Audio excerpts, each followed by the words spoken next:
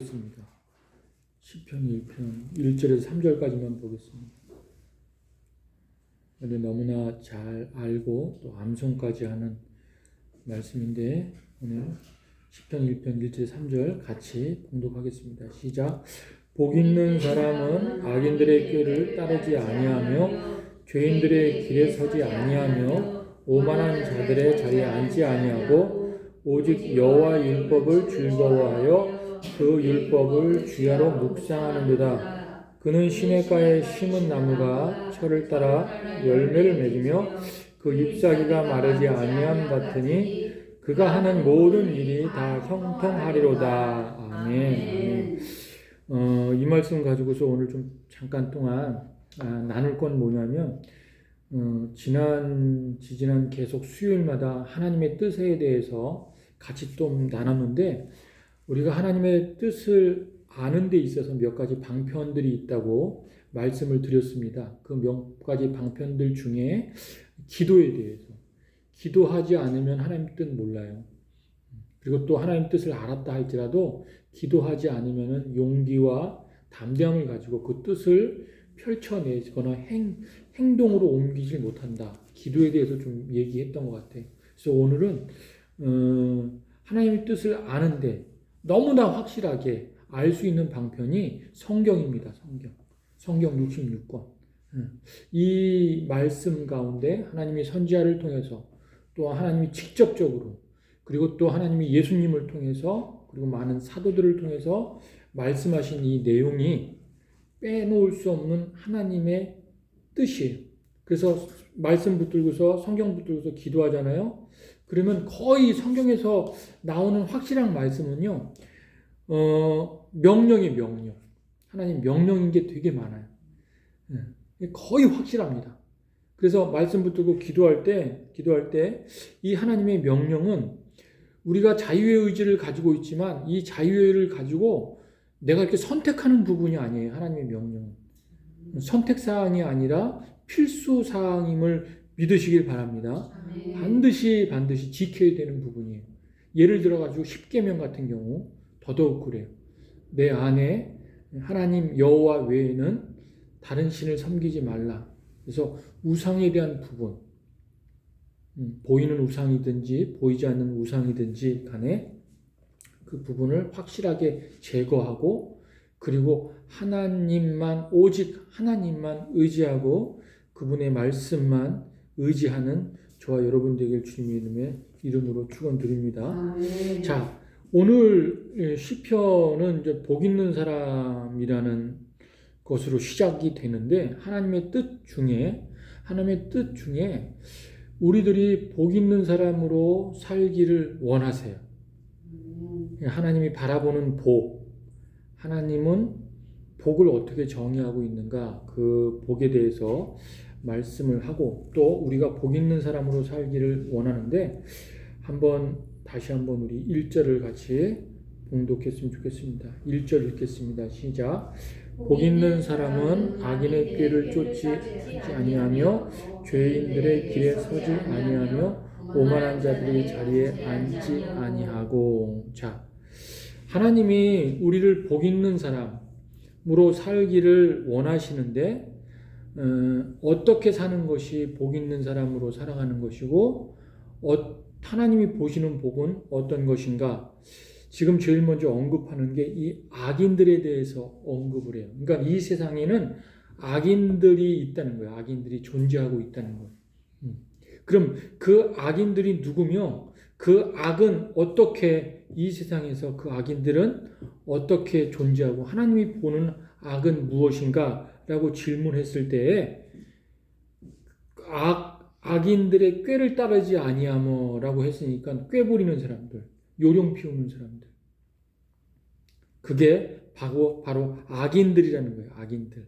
그러니까 그들은 항상 꾀를 부리고 요령을 피우면은 그들은 행복할 수 없다. 복 있는 사람으로 살아갈 수 없다라고 말씀을 하는 거예요. 제가 복을 히브리어로 한번 찾아봤어요. 그러니까는 히브리어로 에세르라고 그래야 돼요. 에세르. 의미가 뭐냐면 곧다, 똑바로 걷다 그런 의미가 있고요. 또 의미가 뭐냐면 번영하다, 성공하다 그런 의미가 있어요. 그러니까 하나님이 보시는 그 복의 관점은 정말 하나님의 말씀을 붙잡고서 인생을 똑바로 걸어가는 거예요. 그렇게 똑바로 걸어가다 보면 하나님이 번성케 하시는 것, 번영케 하시고 하나님의 축복을 반드시 경험한다는 거예요. 누가 뭐라 그러든지 상관없이 하나님 말씀 붙들고서 그냥 그 길을 똑바로 따라 걸어가다 보면 하나님이 그 인생을 번영케 하는 하나님의 방법으로 또 하나님의 모습으로 그 인생을 번영케 하고 하나님의 축복이 임하는데 그것을 반드시 경험하는 게 복 있는 사람이라는 거예요. 그런데 반대로 이 악인의 꾀를 따르는 악인의 꾀, 이 꾀를 제가 히브리 말로 이렇게 보니까요, 애차라고 그래요. 애차. 이 애차는 뭐냐면 충고, 모략, 방책, 개교 그런 의미가 있어요. 충고, 모략, 방책, 개교. 그러니까는 이 악한 영이 하나님의 사람이 똑바로 말씀대로 똑바로 걸어가는데 자꾸 뭔가 그게 틀렸다, 그게 잘못됐다 하면서 모략으로 충고로 자꾸 옆에서 그래서 그 길이 아니다, 그 길로 가면 너만 손해다, 너만 억울한 일 많이 당한다 하면서 자꾸 하나님이 걸어가시라고 하는 그 방향을 바꿔서 자꾸 다른 방향을 제시해 주는 거예요.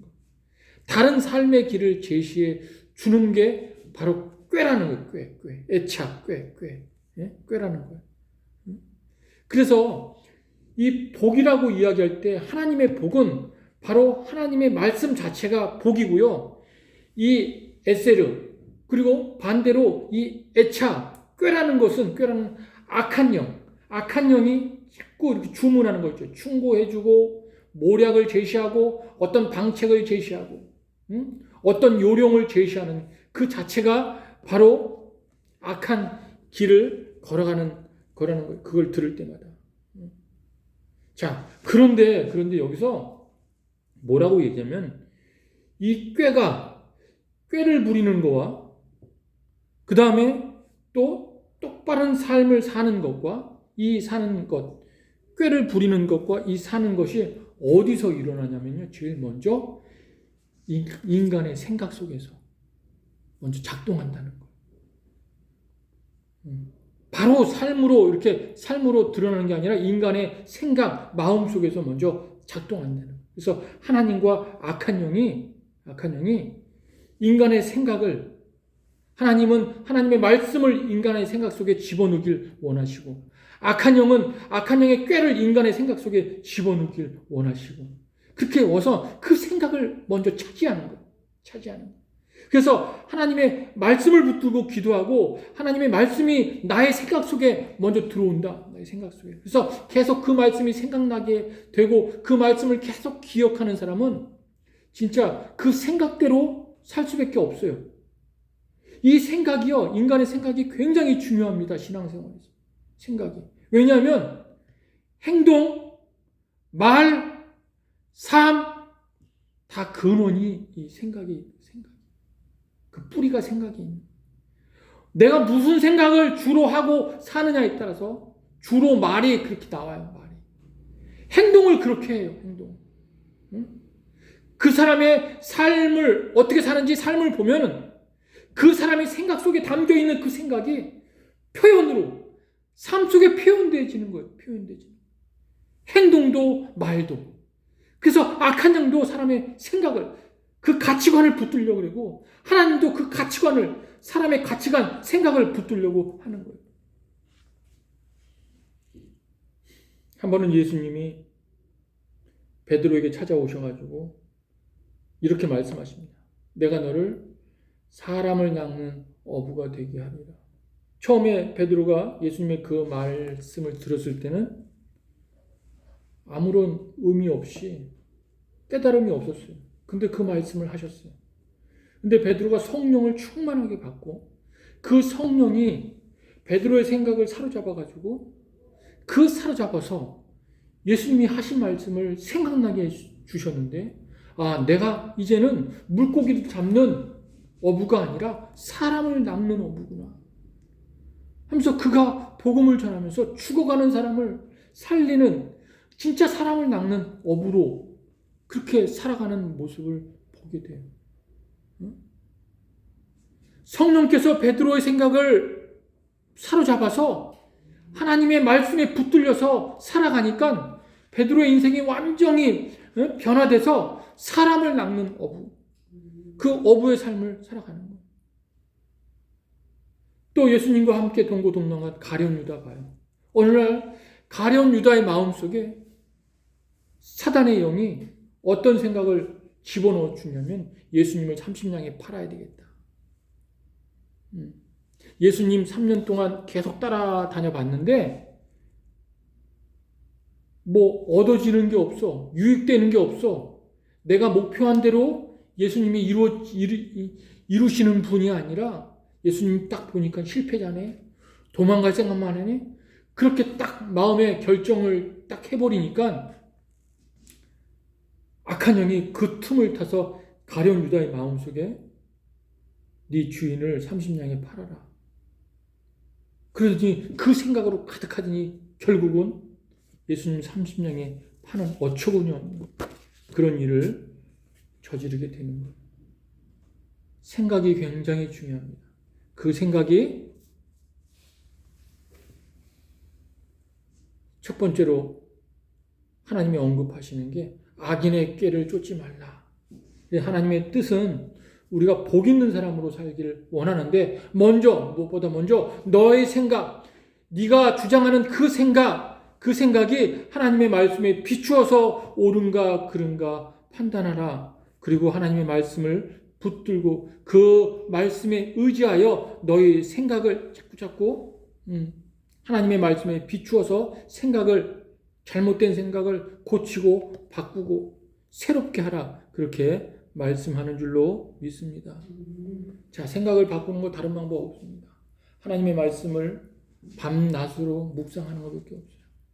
특히 오늘날은 더 제가 절실하게 막 깨닫고 느끼는 게 뭐냐면 평소에 우리 목사님을 비롯해가지고 목사님들이 성도들을 양육할 때 큐티 생활, 매일 묵상하는 생활을 훈련시켰으면 지금 이런 위기 때도 가정에서도 항상 묵상이 아침부터 저녁까지 그게 훈련돼서 계속 이루어졌으면 이 코로나 때문에 공포나 두려움에 쫓기면서 살아가지 않을 텐데 오히려 더 평안함으로 오히려 더 기도하는 마음으로 자기의 처소에서 열심히 그래도 최선을 다해서 살아갈 텐데 이런 마음이 들어요. 목사의 책임이 너무너무 크더라고요. 하지만 늦지 않았습니다. 지금도 계속 아침부터 저녁까지 늘 말씀을 묵상하시길 바랍니다. 자, 두 번째는 뭐냐면 하나님의 뜻은 우리를 복 있는 사람으로 살아가길 원하는데 죄인의 길에 서지 않는 것. 자, 이 죄라는 말은 히브리어로 하타임이라 해요. 하타임. 이 하타라는 말은 빗나가다 벗어나다라는 의미가 있어요. 빗나가다 벗어나다. 하나님께서 정해놓은 길이 있어요. 정해놓은 법이 있는데 그 법을 따르지 않고 벗어나는 삶, 빗나가는 삶을 하타임이라고 그렇게 이야기를 합니다. 자, 제가 처음에는 악인들의 꾀에 대해서 이야기하고 자, 지금 두 번째는 죄인들의 길에 대해서 이야기했는데 이게 좀 차이가 있어요. 차이가 있어. 무슨 차이가 있냐면 악인들의 꾀는 인간의 생각을 주목하고 초점을 맞춰가지고 이 생각을 자꾸 하나님이 이끄시는 생각으로 하나님이 정해놓은 길을 가도록 그렇게 말씀을 붙드는 그 생각으로 똑바로 걸어가는 인생을 똑바로 걸어가게 진리의 길로 걸어가게 하는 그 생각으로 그렇게 우리를 인도한다면 이 악인들의 꾀는 생각을 찾고 요령 피우고 꾀부리게 해가지고 악한 영이 인도하는 길로 걸어간다면은 이 죄인들의 길은 뭐냐면 이제는 자기가 그렇게 생각했던 것을 구체적이고 실제적으로 삶으로 실행에 옮기는 거예요. 그러니까 악한 영이 심어놓은 꾀가 생각에 가득 찼다. 그러면은 이제는 그것을 구체적으로 실행에 옮긴다는 거예요. 실행에 옮긴다. 이렇게 해서 실행에 옮기잖아요. 실행에 옮기면 그때는 거기서 돌이키기가 굉장히 힘들어요. 죄에 빠져가지고 죄의 길을 걷는다. 핫타임. 벗어났다. 그것을 실행에 옮긴다. 빗나간 삶을 실행에 옮겨가지고 행동으로, 삶으로 그렇게 드러낸다. 그러면요, 죄의 수렁에 깊이 이미 빠졌기 때문에 그것을 바꾸기가 굉장히 힘들어요. 그러니까 그걸 실행에 옮기기 전에 생각할 때 그 전에 바뀌어야지. 생각할 때 바뀌어야지. 그렇지 않으면 굉장히 힘들어요. 그래서 자꾸 하나님의 말씀을 의지하고 똑바로 걸어가야 되는데 어느 날 갑자기 내 안에 악한 영이 주는 꾀가 자꾸 들어와가지고 이렇게 꾀를 내서 이런 방법으로 살면 더 좋을 텐데 왜 하나님의 길을 가면 더 불편한 것도 많고 어려운 것도 많고 힘든 것도 많은데 하면서 그 악한 영이 준 깨와 그 다음에 하나님의 말씀과 막 부딪히면서 갈등해요. 갈등. 막 고민이 일어나요. 그렇게 막 내 안에서 막 싸움이 일어나고 갈등하고 고민할 때 그때 불편해도 좀 힘이 들어도 돌이켜야지. 이런 생각하지 말아야지. 꾀부리지 말아야지 하면서 말씀을 붙들고 가는 것이 신앙을 지키는 거예요. 근데 그렇지 않고 이 악한 영의 꾀가 살기가 더 편하고 또 쉽다고 해가지고 그걸 붙들고서 죄인의 길, 즉 실행에 옮겨버리면 이제는 죄에 깊이 빠져버리는 거예요. 자, 에스더서를 보면은 하만이 어떤 악한 계획을 벌입니다. 그 계획이 뭐냐면 페르시아 땅에 흩어져 있는 유대인들을 다 잡아 죽이는 거예요. 근데 어떻게 죽이냐? 나무에 매달아가지고 다 죽이는 거예요. 근데 그것을 진짜 실행에 옮겨요. 그래가지고 그 페르시아 땅 다 장대를 이렇게 세우는 장대를. 이제 날 잡아가지고 이 유대인들을 왕의 아하수에로 그 아닥사스 땅과 그 왕의 허락을 막고 공포를 해가지고 다 잡아다 매달으려고. 이미 실행에 옮겼을 때에는요, 이미 끝난 거예요. 그거는. 돌이킬 수가 없어요. 그때 하나님이 모르드게와 에스더, 특별히 에스더를 불러가지고 반대로 그 하만을 장대에 매닫는 큰 일을 벌이잖아요. 마약 범죄자, 도박,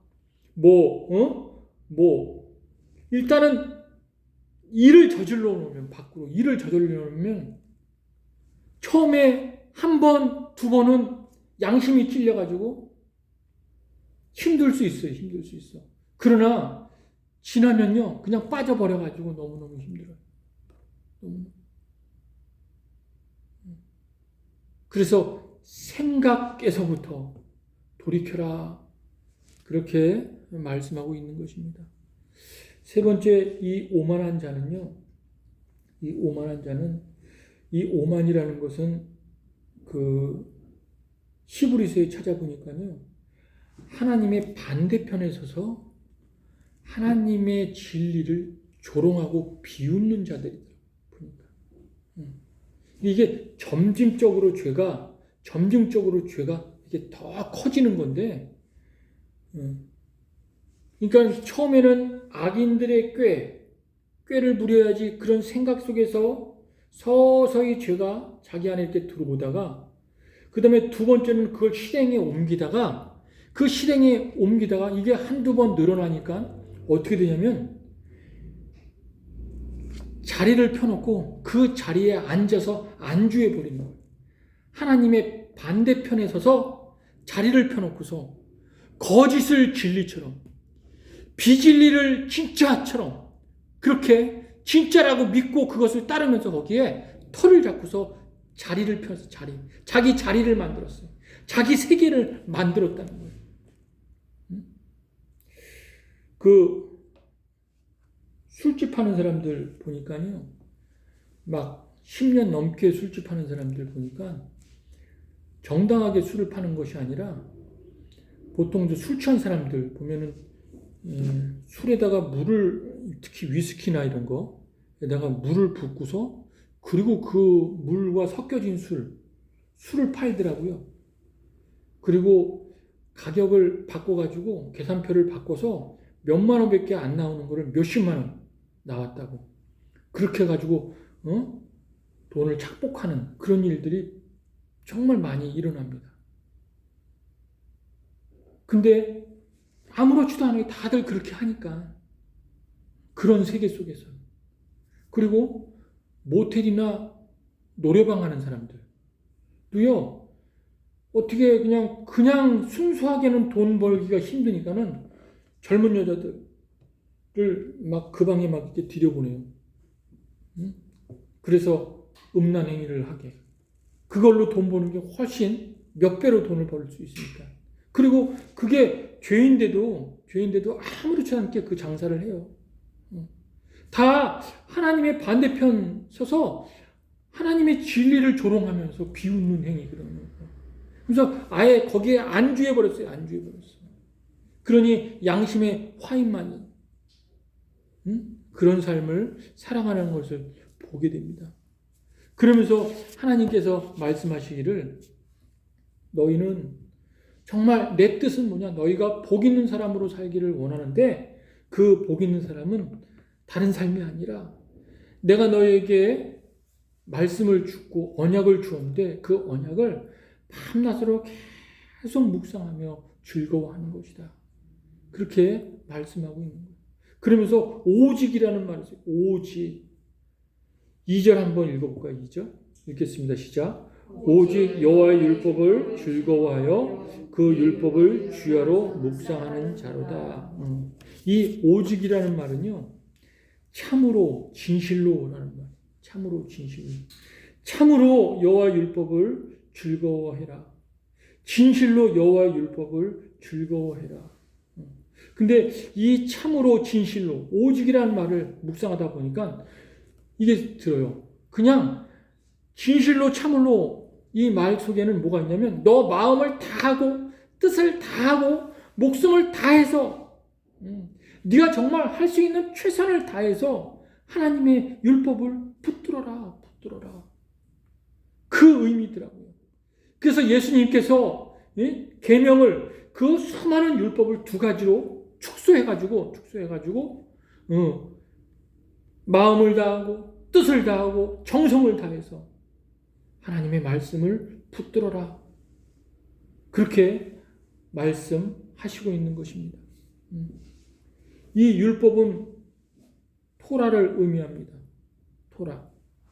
그 원형을 보니까는 율법의 히브리어 토라는 그 원형이 야라라는 곳에 나왔어요. 야라. 이 야라의 의미가 어떤 의미냐면 이거예요. 화살을 쏘거나 또는 어떤 물건을 던져서 특정한 지시물을 맞추는 것, 가리키는 것, 그런 의미를 가지고 있습니다. 그러니까 다르게 표현하면 방향을 몰라서 헤매고 있는데 방향을 가르쳐 주는 거예요. 올바른 방향을 가르쳐 주는 거예요. 그리고 그릇 행하는 자들에게 올바르게 교훈하는 그런 의미가 있어요. 근데 이것을 이것을 이렇게 화살을 쏘거나 또는 어떤 물건을 던져가지고 특정한 지시물을 가리킨다, 이렇게 왜 표현을 했을까? 그게 토라고 그 원형이 야라다. 히브리서에 그렇게 나와 있거든요. 무슨 화살을 그냥 가르쳐 주면 되지, 무슨 화살을 쏘서 그리고 또 어떤 지시물, 어떤 물건을 던져서 그 특정한 지시물을 가리키는 것. 자, 우리의 마음은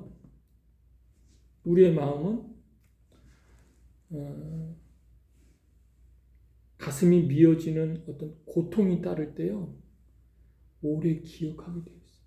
오래. 마음에 새긴다? 마음에 새기기까지는 그냥 새겨지지는 않아요. 제가 묵상하니까 하나님의 진리가 내 뼈저리게 내 마음속에서 새겨지는 건 마음이 정말 아플 때, 내 안에 마음의 통증이 일어날 때, 그래서 절박한 심정에서 그 하나님의 말씀을 받을 때 새겨지는 거지. 그래서 그것을 화살로 쐈을 때, 화살로 쏴서 화살처럼 말씀이 내 안에 팍 박히면 아프지요. 아파요. 그러면서 마음이 두 쪽이 날 때, 세 쪽이 날 때 아프지요. 그때 새겨져요. 그때. 그때. 그래서 하나님은 상한 마음을 기뻐하십니다.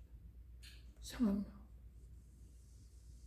저와 여러분이 주님의 말씀을 묵상하면서 인생의 어려움 가운데 진짜 마음이 너무너무 아파서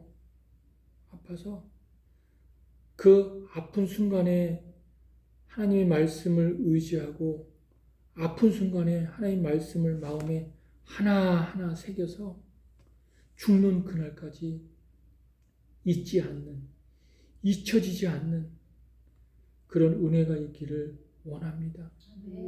그래서 끝까지 하나님의 뜻대로 하나님이 원하시는 그 복을 누리며 살아가는 우리가 되길 주님의 이름으로 축복합니다.